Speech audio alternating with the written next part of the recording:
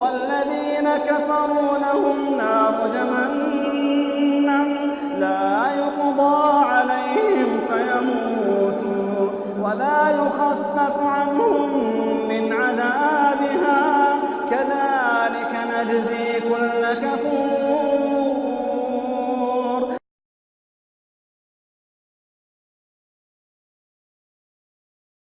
بھی ہے، انگلش بھی ہے، فارسی بھی ہے، اسپینش بھی ہے، فرانسیسی بھی ہے، کافی 8-10 زبانیں. اچھا، اس میں ایک شخص نے سوال کیا. وہ کہتا ہے کہ ہم نے سنا ہے کہ یہ جو کہتے ہیں نا ایک دوسرے کو دعا کرو، یہ اچھی بات نہیں ہے کوئی کہ کہنا کسی کو میرے لیے دعا کرو، بلکہ خود دعا کرنی چاہیے. آپ اس کے بارے میں کیا کہتے ہیں؟ یہ سوال ہے. اور ہم نے یہ بھی سنا ہے کہ شیخ الاسلام ابن تیمیہ کہتے تھے کہ یہ طریقہ جو ہے نا، کسی کو کہتے رہنا دعا کرو، خود دعا کرنی چاہیے. اور جتنی اس کی دلیلیں دیتے ہیں وہ یا تو وہ ہے کہ نبی کریم صلی اللہ علیہ وسلم کو دعا کے لیے کہا گیا. نبی صلی اللہ علیہ وسلم پر آگے مثال مشکل ہے، اللہ نے جو آپ کو قبولیت عطا کی تھی. یا پھر 2-3 اس میں سوال ہو سکتے ہیں. میں پہلے ویسے ہمیشہ غور کرتا رہا مسجدوں کے اس معاملے پر کہ جب کچھ لوگ تو ایسے وہ خود بخود ہی نا نماز کے بعد ہاتھ اٹھا کر دعا شروع. حالانکہ نماز کے بعد دعائیں ہر شخص کی اپنی اپنی، اللہم انت السلام، سبحان اللہ، الحمدللہ گن کر ہیں دعائیں. یہ نہایت غلط بات ہے کہ دعا نہیں ہوتی. دعا ہوتی ہے لیکن اجتماعی نہیں ہوتی، اکٹھے نہیں کرتے. وہ تو نماز سلام پھیرنے تک اجتماعی تھا، پھر ہر ایک کی الگ الگ ہو گئی. تو جمعے میں بھی نماز میں بھی کوئی نہ کوئی رک کے آتے ہیں، 10-10 20-20 100 رک کے آ جاتے ہیں. میرا جی بچہ بیمار ہے، ہمارا بھائی اسپتال میں ہے، ہاں جی میرے مالی معاملات خراب ہیں، ہمارے گھر پہ بڑا جھگڑا ہے، میری بیوی جو ہے وہ طلاق مانگتی ہے. غرض حاجتیں انسان کی تو ختم نہیں نہ ہوتی. میرے ذہن میں یہ بات ہمیشہ آتی تھی کہ نبی کریم صلی اللہ علیہ وسلم سے پوری زندگی میں نماز کے بعد ہاتھ اٹھا کر دعا کرنا ثابت نہیں ہے. یہ میں دعوے سے کہتا ہوں. مولانا مبشر صاحب بیٹھے ہوئے، انہوں نے ایک کتاب بھی مجھے بتائی تھی، التعلیق الحسن فی ان الدعاء الاجتماعی بعد الصلاۃ لیست بحسن، قریباً اس طرح کا نام تھا. کسی دیوبندی عالم نے لکھی ہے کہ یہ جو فرض نماز کے بعد ہاتھ اٹھا کر دعا کی جاتی یہ اچھا کام نہیں، کیونکہ نبی کریم صلی اللہ علیہ وسلم سے ثابت نہیں ہے. اس پر پھر مجھے یہ ذہن میں آتا تھا کہ یار صحابہ کرام میں بھی بیمار بھی ہوتے تھے، ان کے فوت بھی ہوتے تھے، ہاں جی ان کو حاجتیں بھی تھیں، پریشانیاں بھی تھیں.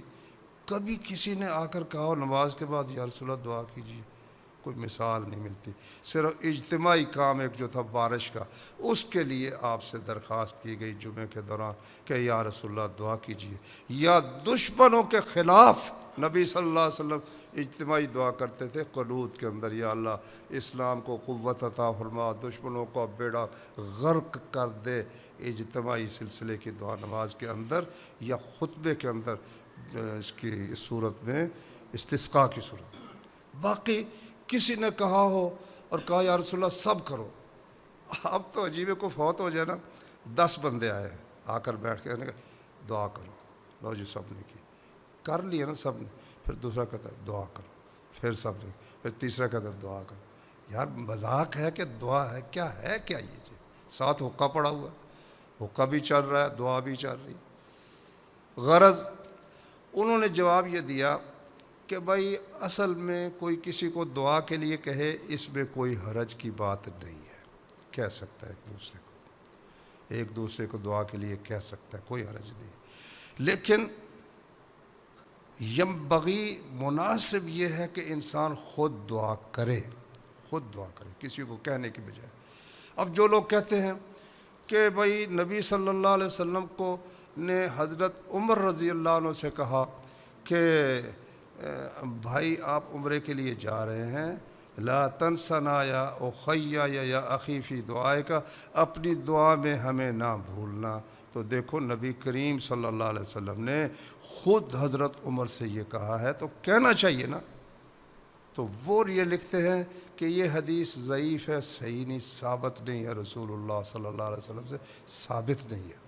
ہاں وہ حدیث ثابت ہے جس میں ہے کہ نبی کریم صلی اللہ علیہ وسلم نے فرمایا کہ یمن سے ایک شخص آئے گا، صرف پیچھے اس کی ایک ماں ہوگی اور اس کو برس تھی، اس نے اللہ سے دعا کی، اللہ نے اس کا برس دور کر دیا، یہ پھل بہری صرف 1 درہم کے برابر نشان رہ گیا ہے۔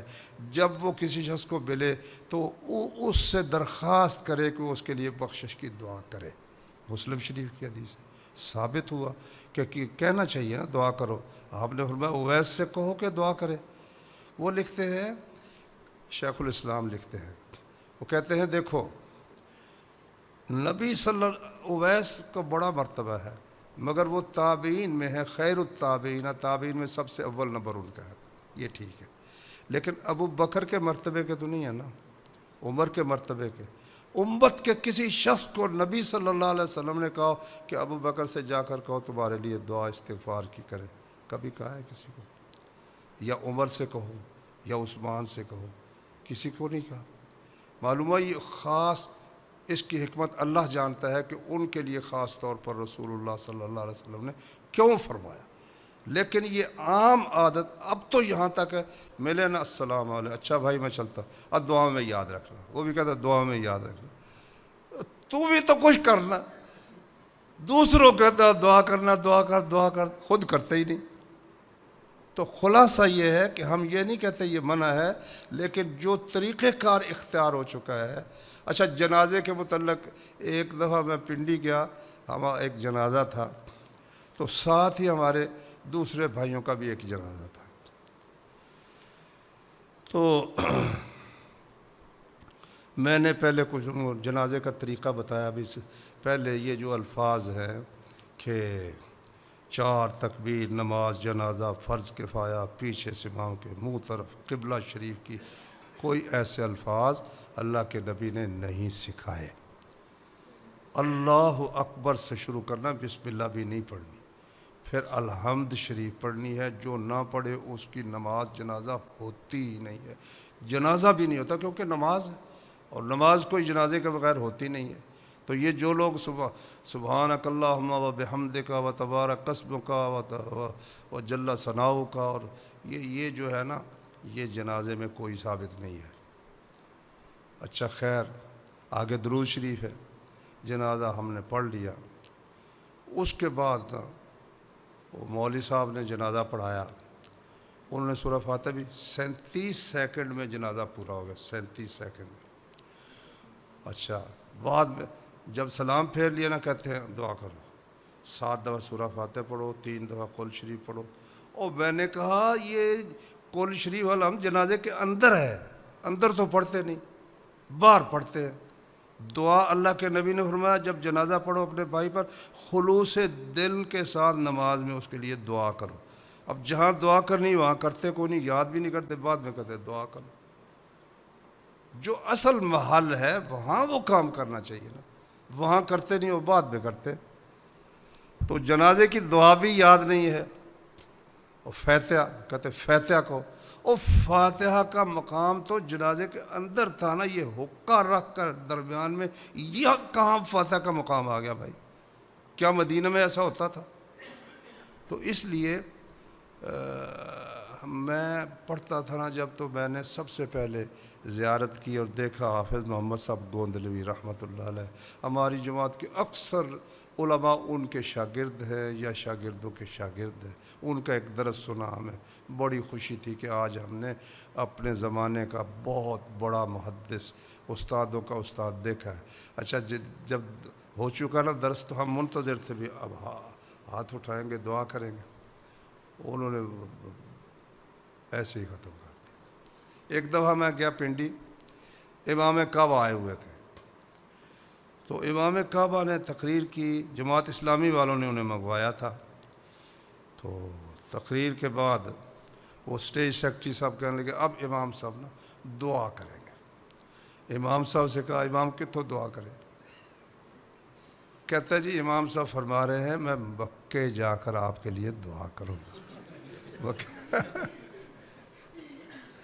بھائیو رسمیں ہیں، رسمیں ہیں، اور جو نہ کرے کہتے دعا نہیں کی، خواہ وہ گھنٹہ بیٹھ کر اذکار پورے کرتا رہے، کہتے دعا نہیں کی۔ سلام پھیرنے کے بعد امام اور مقتدی کا تعلق ختم ہے، آپ آزاد ہیں، جانا چاہتے چلے جائیں۔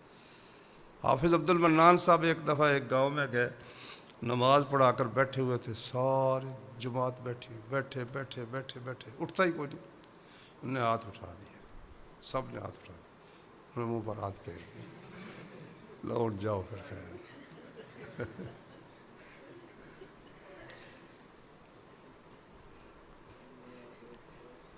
سبحانک اللہم و بحمدک، اشہد ان لا الہ الا انت، استغفرک۔